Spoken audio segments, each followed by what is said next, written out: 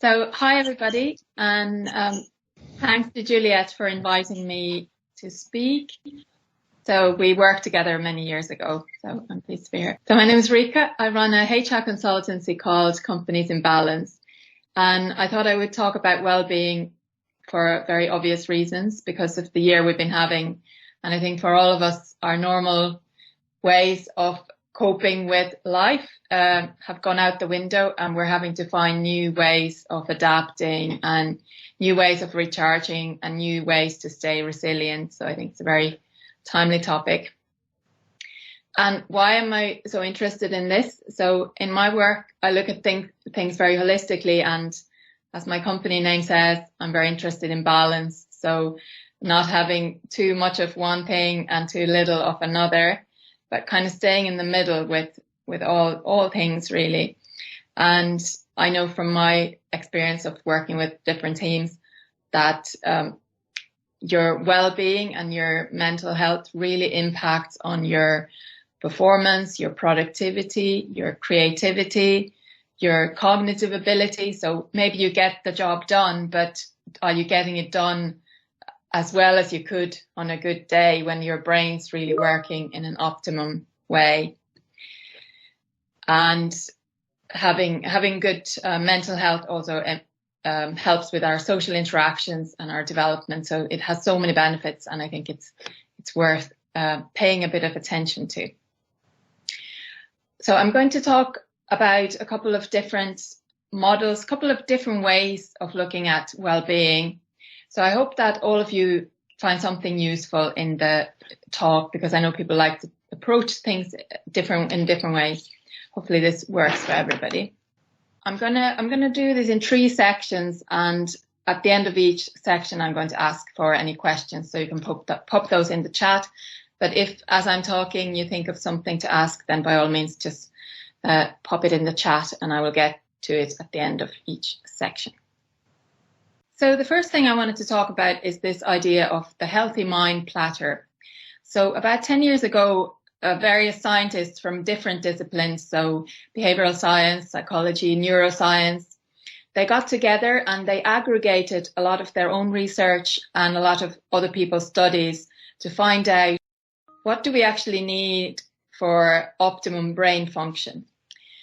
And the people who were leading the work were David Rock and Daniel G. Siegel. So they came up with these 7 activities that are really essential for us for optimum brain function. So these are the activities that help you stay at your best brain performance, your most creative, and they also support your mental health.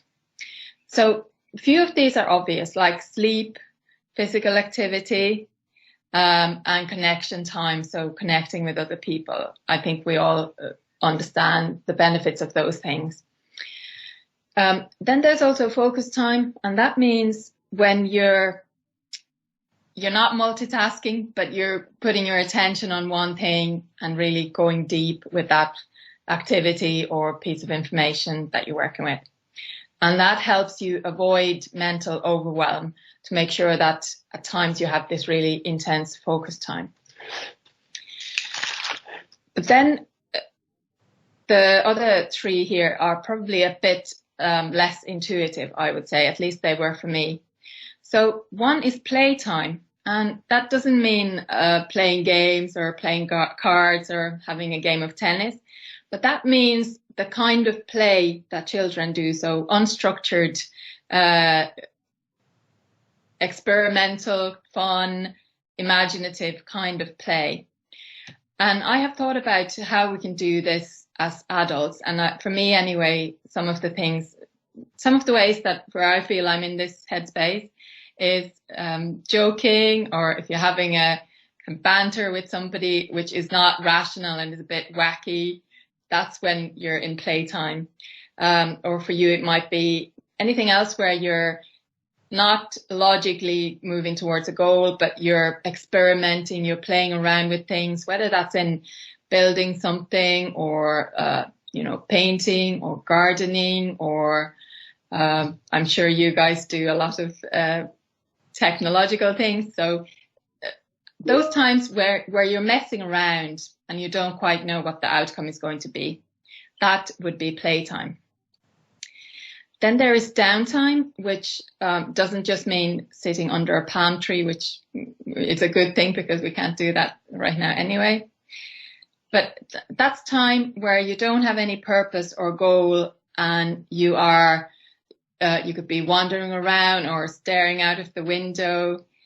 And that time is actually linked to synthesizing information for insight. So it's super important. And I'm sure that a lot of you are familiar with that experience where you're working really hard on something, you're trying to resolve a problem, or you're trying to come up with an idea, and you're head down, you're in this focused time space and you're just not getting there. And then you step away, you make a cup of coffee, or you go for a little walk, or you do something completely different, and suddenly you get the insight. So that insight is the benefit of the downtime. And then there is time in, which I'm sure that probably some of you are familiar with meditation and mindfulness.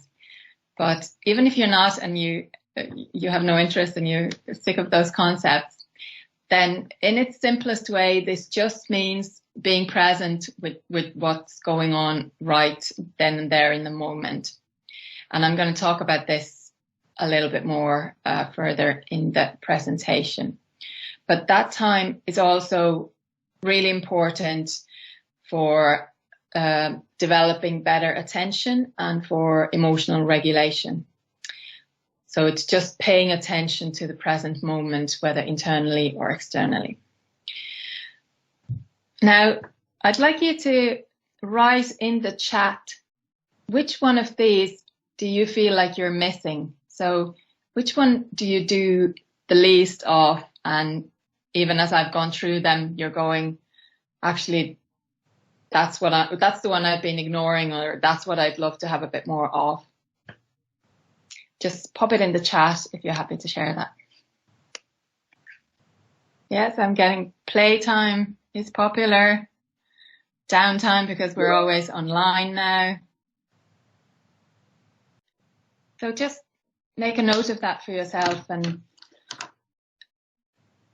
be aware of the fact that if you add a bit of the thing that you're missing, that will help you with all of those other aspects of your life. And right now, that's probably a good way of recharging, which is what I'm coming to next. So if you find a way to add a bit of playtime or a bit more physical activity, then that will help you recharge. And I've noticed anyway this year, I'm sure I'm not the only one, that your normal ways of recharging are obviously, for most of us, not available now. So for me, the way that I used to recharge best was having a quiet day on my own at home. And right now, of course, that's more like punishment, and it's all we ever do. So in that sort of way, the usual things that we do to fill up our energies have gone out the window. So you need to really consciously be thinking about, okay, what do I do? What do I find to do that now? And for me, it's been now the only way I recharge is if I go somewhere different within the lockdown rules. If I'm able to just drive into another town nearby and just walk around and see something different, that's a way to recharge when all the other, we can't go on holidays, we can't go out for a meal, we can't even see our friends. So you need to think about this way for you to recharge. So then I wanted to ask you, moving on to, I guess, the more acute symptoms of lockdown, and when your mental health and your mental ability is starting to crack at the seams a little bit. So just give me a nod or put yes in the comments if you've experienced any of these following symptoms in the past month, or you know someone else who you've noticed experiencing these issues. Difficulty making decisions, poor memory, anxiety, difficulty concentrating, lack of motivation, lower quality of thinking than what you're used to, and not as well able to moderate your behavior as usual. So you might get more angry more easily, or you might get more emotional about something really small, or you're losing patience with other people more easily, or maybe you're even lacking compassion in a situation where you normally are able to consider other people. So I see a few nods there. So if you are experiencing or noticing these things around you, then that's likely to do with the stress response. And I know some of you might be having real, fear for your health right now, or fear for people close to you.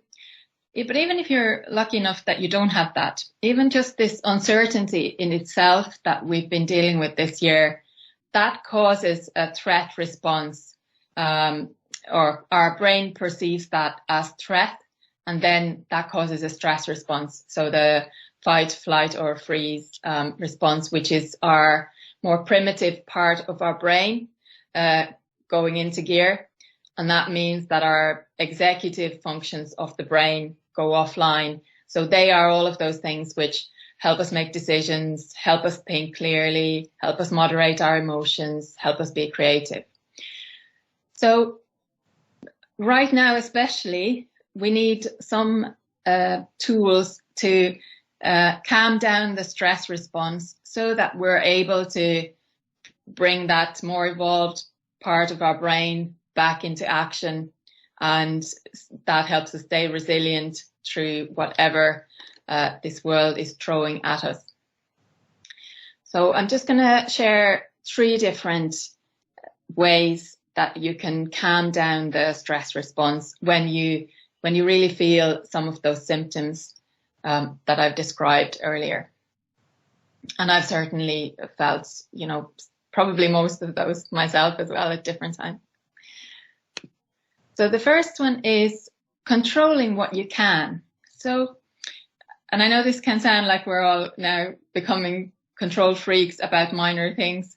And in a way, as long as you don't annoy everyone around you, that can be a good thing up to a point, because you're actually, when there's so much uncertainty and so much that you can't control and you don't know what's going to happen, controlling what you can is a way to shut down that stress response. So, because you're telling your brain, I am in control, I have autonomy here, I have some certainty.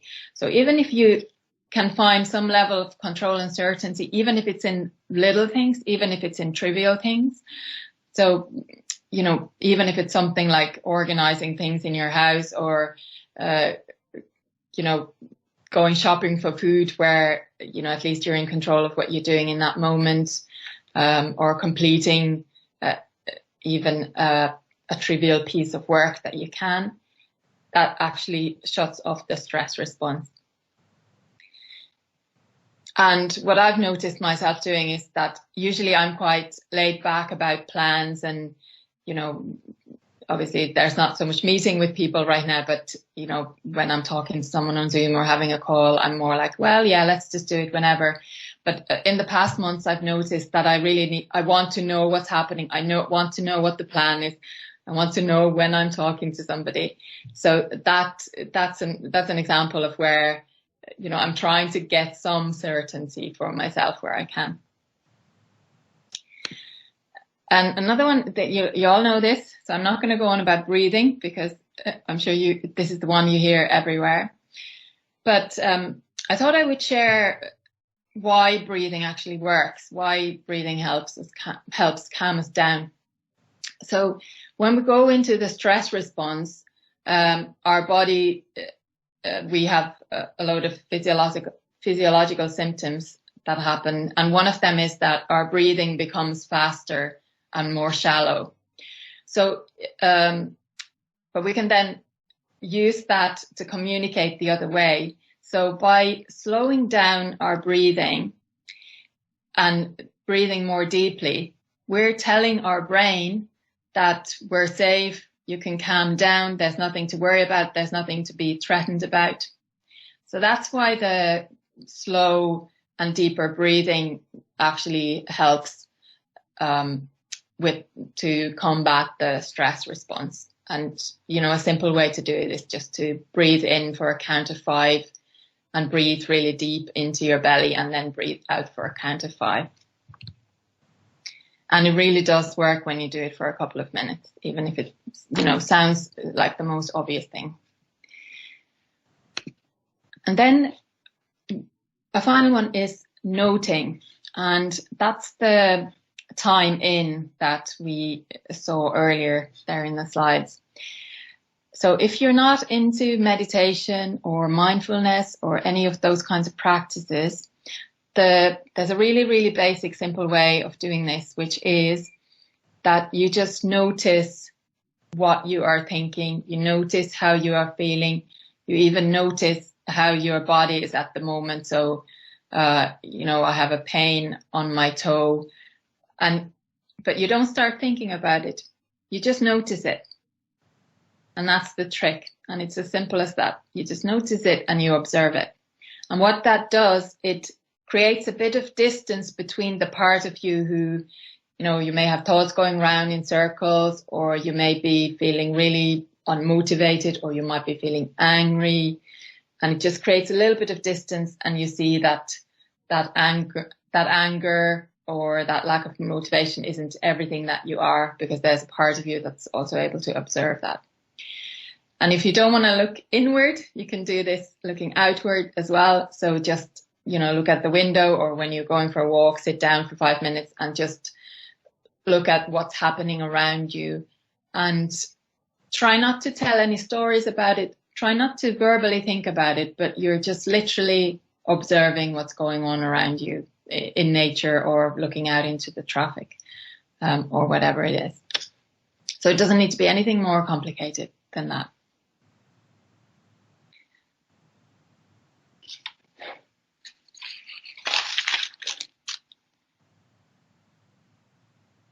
And then the final thing I wanted to talk about was well-being at work in a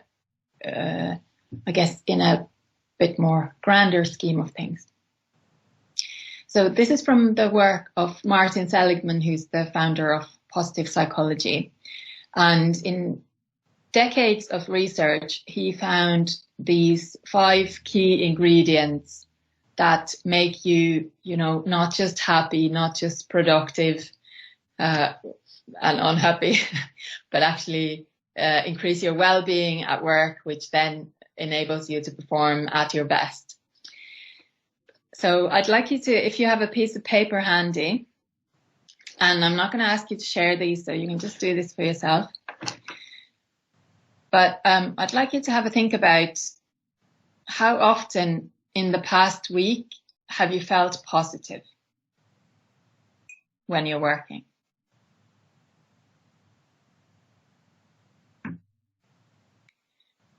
And think about how often have you been in the state of flow.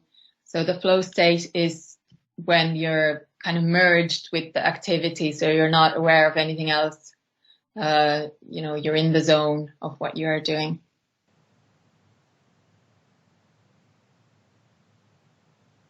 And then think about, let's say on a scale of 1 to 5, how happy are you with your relationships with your colleagues?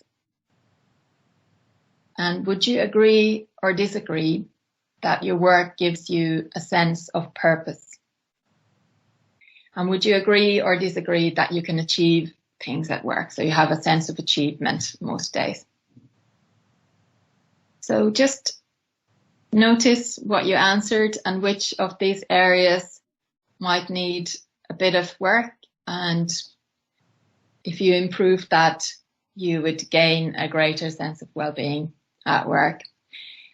Here are just a couple of ideas of what you could do. So in terms of the positive emotions, acknowledging what went well. So often we're very primed to look for how to improve, what went wrong, what can we do better, but also acknowledge those things that went well, even that if there was a tiny improvement, or you did slightly better at something, or someone who you work with did a good job. Just acknowledging, mentioning, noticing those things. And that doesn't mean being like over positive and ignoring the things that need improvement, but it's getting that balance of also seeing the positive, which then increases positive emotions, which is a key component of well-being. In terms of flow, so we're in the flow state when we have the right level of challenge. So if we don't have enough challenge, even if, it sounds nice when everything's really easy, but actually that doesn't get you into the flow where you're performing to your best. So, and likewise, if you have too much challenge, you don't get there, then you're just overwhelmed.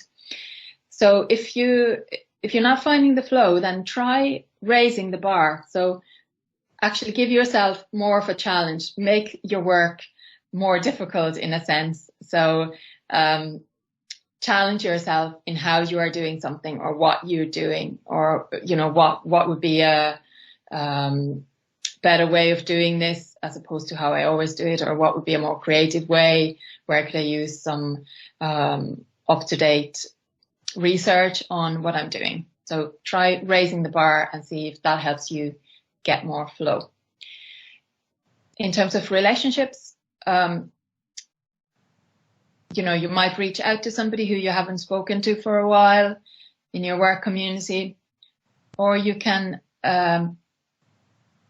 instead of having very automatic, I know with small talk conversations, they're often quite automatic. What did you do at the weekend? Oh yeah, I did this. Okay, I did that. But actually show a bit more interest and ask a few more questions. And that builds, or even again, a very basic level can build a bit deeper relationship between you and that person. And then in terms of purpose, so you may have a really clear sense of why you're doing the work that you're doing, but if you don't, try to remind yourself of that. So why did I get into this career? Why did I join this business? Why did I take on this project? And if that why isn't motivating, then, you might need to go even further back and say, what's the impact that I actually want to have? What do I want my legacy to be? And that may even lead you on a path of changing something about what you're doing. But you need to have some sense of purpose. So if it feels completely purposeless and you try to remind yourself of why and you're not getting anywhere, then you probably need to make some kind of change. And then in terms of the achievement bit, as I said previously, just complete something even however small, or maybe you can remove an obstacle for somebody else. And that again helps you feel like you're achieving more.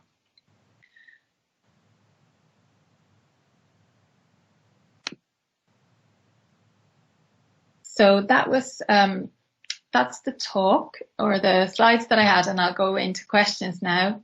But I hope you got something out of this that helps you, that works for you, that resonates with you, because I know not everyone, approaches these things in a similar way. So let's see if I have any questions here. So thank you for that. I mean, lots of it's common sense, but maybe as a sort of technical folk, we feel it's common sense, but we just don't take a few moments to think about it. But you mentioned 3 things there about countering stress, and I think lots of us went, yes, yes, yes. But what happens if it isn't me that's stressed, but the people around me? What am I supposed to do then? Well, as a first point of call, you could share some of those things with them.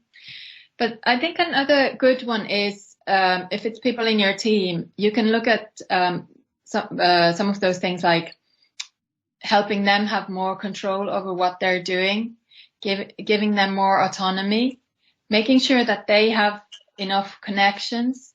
So can you look for ways to give some of these things to them? Yeah, that's a fair comment.